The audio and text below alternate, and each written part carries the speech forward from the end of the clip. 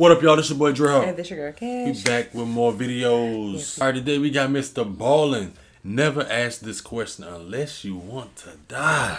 Well, what kind of question is that? Do you want to ask that question?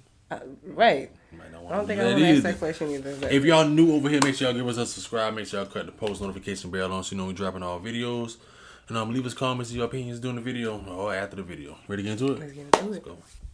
Sailors are known to have lots of strange customs while out at sea. Like some sailors believe that bananas are bad luck and so will not bring them on board their vessel, while other sailors believe it's good luck to throw one of their crew members overboard and then reel him back in before beginning a fishing trip, that somehow that will enhance your chances of catching more fish. But while a lot of these customs of the sea are pretty harmless and kind of goofy, there's one custom of the sea that is not at all. It is extremely serious and very, very dark. It's known simply as the delicate question, and in short, once a sailor asks this delicate question under certain circumstances, there's no going back for that crew. And today, we're going to learn about one of the most famous examples of this custom being carried out in real life. But before we get into today's story, if you're a fan of the strange, dark, and mysterious delivered in story format, then you come to the right place because that's all we do, and we upload once a week. So, if that's of interest to you, please go through all the like button's social media posts and correct their spelling and grammar in the comments section. Also, please subscribe to our channel and turn on all notifications so you don't miss any of our weekly uploads. Okay, let's get into today's story.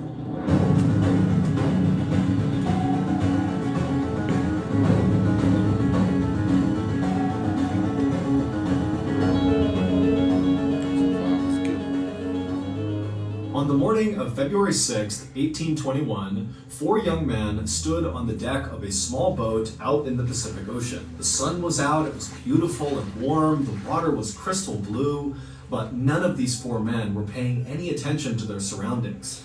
Instead, all of them were just standing there in total silence, staring at each other. Finally, one of the four men spoke up. His name was Owen Coffin, and he was 18 years old. And Owen, like the other three men, had grown up on the water. In fact, all four of these men had grown up on this small island called Nantucket off the coast of Massachusetts, where the main industry there was whaling, which meant sailors like these four men would go out and hunt whales and slaughter them for their oil. So, from the time Owen and the rest of these men were very little, they were out on the water learning how to sail, and they were also learning the customs of the sea. And there was one custom in particular that Owen wanted to talk about right now with the other three men. So, in a very serious and hushed tone, Owen asked the question of the other three men that sailors referred to as the delicate question. And after Owen asked the so-called delicate question, the other three men, who were already very serious and just kind of standing there in silence, suddenly their eyes started to go wide and their mouths went agape. And then again, all of the men just kind of fell into total silence. The only sound they could hear was the splashing of the waves against the side of the boat. The captain of this vessel was a man named George Pollard. He was 28 years old, and he was actually Owen's older cousin. And what George wanted to say to Owen in response to his delicate question was no. But George didn't say that. Instead, he just put his hands up over his mouth and stared kind of incredulously at Owen and the other two men who were also teenagers. Their names were George and Barzillai. And as he stared at these other three men, he realized that their answers to the delicate question was a resounding yes. They knew it had to be a yes. They had to do this. And even though George could totally override them because he was the captain and so technically in charge, he knew in this situation, under this particular custom, he couldn't overrule them. And so, with his hands still over his mouth, George just nodded a yes. Yes, let's go forward with this custom.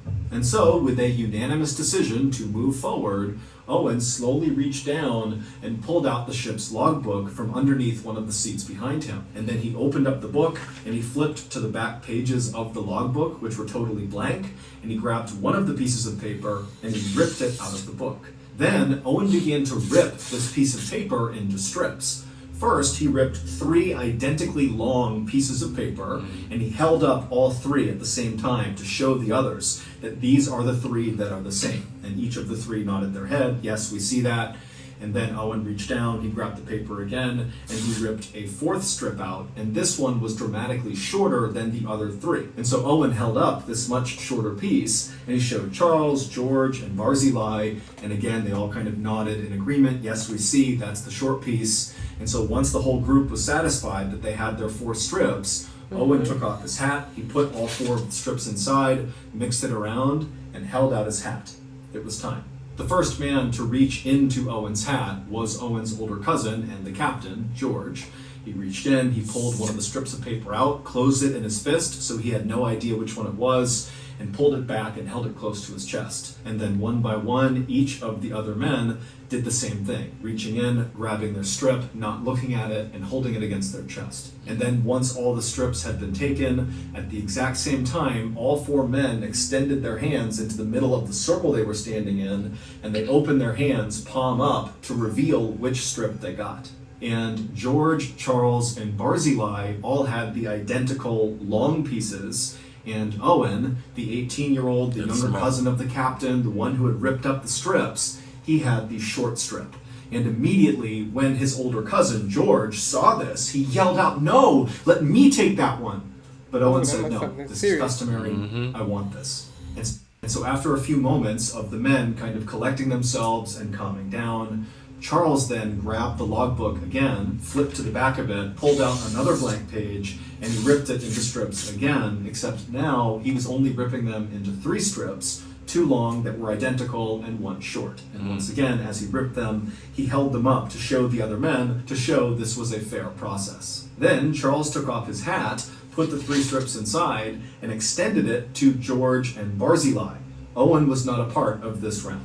And so George and Barzillai, one by one, reached in, took their strip, held it to their chest, and then Charles, he would take the last strip, he would hold it to his chest, and then once all the men had their pieces, they held their hands out into the middle of their now smaller circle, they opened their hands, palm up, and this time it would be Charles, the man who ripped up this second round, who would discover he had the short strip. And as soon as Charles saw this, he threw it on the ground and he ran to the other side of the boat and began screaming, "I can't do this! I can't do it!" Meanwhile, Owen, George, and Barzillai... This must be something serious. Yeah. For them to get like that scared. He took off like that. Right. Wow. Screaming, "I can't do this! I can't do it!" Meanwhile, Owen, George, and Barzillai didn't even move or flinch. They just stood there waiting for Charles to calm down. Because they knew, he knew, this was a very important custom, and once you begin doing it, you can't just stop. Charles would have to come back over and play his role. And so after a few minutes of Charles still kind of calling out that he couldn't do this, tears are coming down his face, he finally wiped the tears, he calmed himself down, and he walked back over to the group, who again, they hadn't moved. George, Barzillai, and Owen, they're just standing there waiting to continue this custom. And so as Charles began coming back over, looking ready to continue, George, without even saying anything, reached down and unlatched a door on the side of the boat. He opened it up, he reached in, and he pulled out this long object that was wrapped in canvas. And then he handed this object to Charles. And then once Charles had possession of this object, Owen, the man who had first drawn the short piece of paper, said to the group, "Now it's time for a moment of silence," even though at this point none of the men were talking. But still, they formed a tight circle with Charles holding this object, and they all bowed their heads, and they just stood there in total silence. And then, once Owen raised his head, the other 3 did as well, and Owen, one by one, touched the shoulders of each of the men and reminded them that this had been a fair process. Then, without saying another word, Owen turned away from the group. He walked over to the edge of the boat, looking out over the water. He got down on his knees. He made sure his posture was good, and he looked out over the water. Owen had always loved the ocean, even though his own father had died out at sea. But this particular whaling expedition that Owen had been on, he thought went extremely well, and he was very proud of what they had all accomplished. And Owen was especially proud to be a part of this particular custom. This custom was one that so few people ever took part in, but all sailors knew about it. It was kind of like the forbidden custom. And here he was playing a central role, which really required a lot of strength. And so, feeling very proud of himself, Owen, after looking out over the water for a few more moments, he bent down and put his chin on the edge of the boat, which signaled to Charles it was time. And then once Charles saw that Owen was in position, he stepped away from George and Barzillai and walked over to Owen, carrying this object wrapped in canvas. And then once he was right behind Owen, without saying a word to him, he unwrapped the object, and it was a rifle.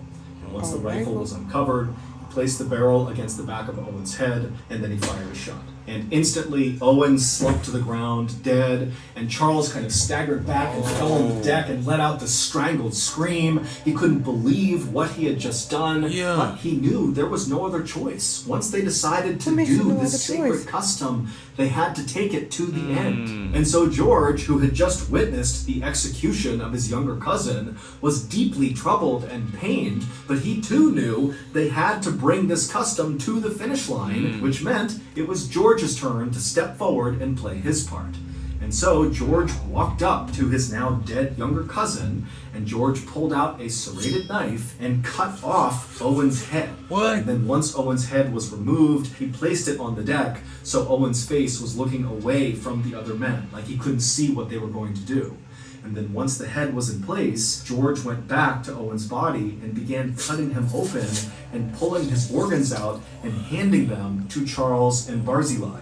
George also began cutting off long strips of Owen's flesh, creating sort of like fillets. What? Is this like legal? Like what in the world?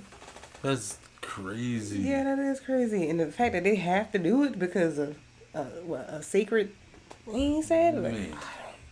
Began cutting off long strips of Owen's flesh, creating sort of like fillets. And then, even though there was a spot on the boat to have a fire, the three men decided they just could not wait.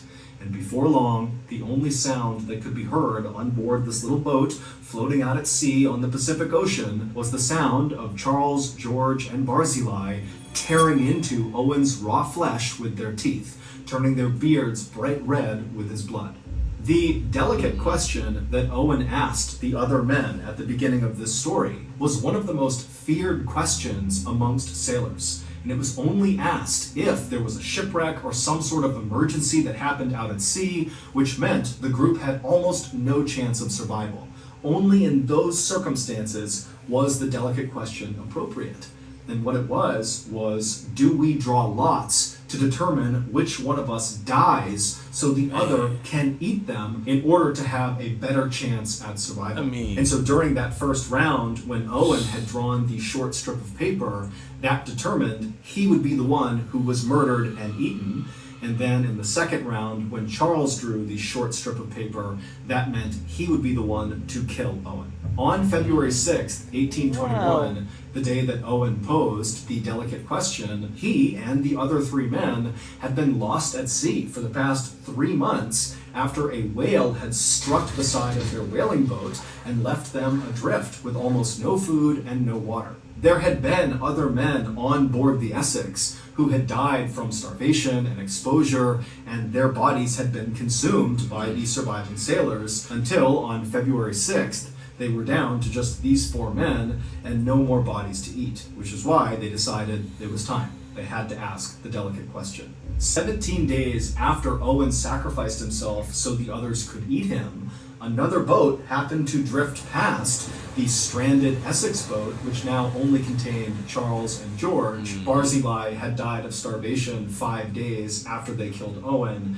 and Barzillai had been eaten by George and Charles as well. And as this other ship passed by the Essex, and they looked on board, all they saw were skeletons of the men that had died and been eaten, and Charles and George were on opposite ends of the boat, curled up in a ball, chewing on human finger bones, trying to get the last bits of flesh off. And their bodies were totally emaciated, their hair and their beards were wild, they looked totally feral. And then, when this boat actually came up alongside the Essex and boarded to rescue Charles and George, Charles and George looked terrified, It was like they had totally lost their grip on reality. Yeah. They had been lost at sea for 94 days Come on, yeah. and Yeah. consumed all of their friends. And so it makes sense they might go kind of crazy. But after this crew was able to get Charles and George fed and get them water and cleaned up, they kind of regained their composure and their sanity, and they were very thankful and happy to be alive. The story of what happened to the crew of the Essex quickly spread all around the world, and in fact, it served as inspiration for Herman Melville to write his classic American novel, Moby Dick.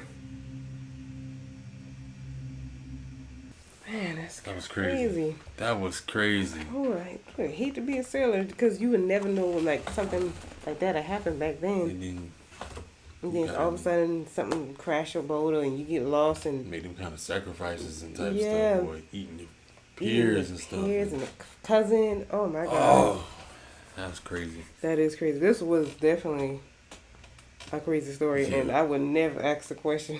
Once I again, hope nobody would ask that question like if Exactly. something like happened. Once again, MrBallen with another great one. Never ask this question unless you want to die. If you stick around still, give it a thumbs up on the video. Leave us comments down below how y'all feel about this video. Don't forget to subscribe and cut on the bell so you know we're dropping videos. Other than that, y'all be safe. Catch y'all next video. Catch y'all next one.